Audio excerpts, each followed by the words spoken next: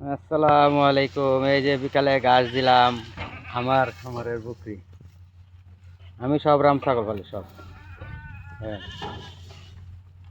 এই দেখেন।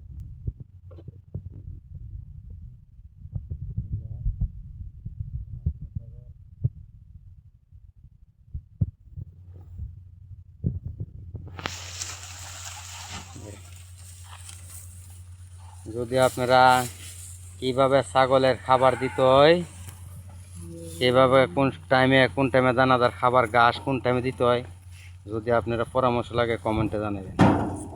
কমেন্ট করবেন, ইনশাল্লাহ আমি আপনারা বলে দেব।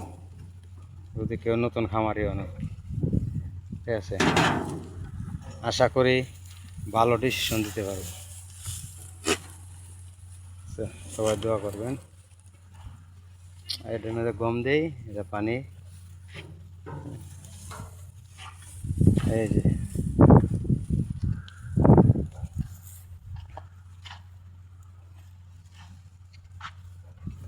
এটার মধ্যে কালো বকরি,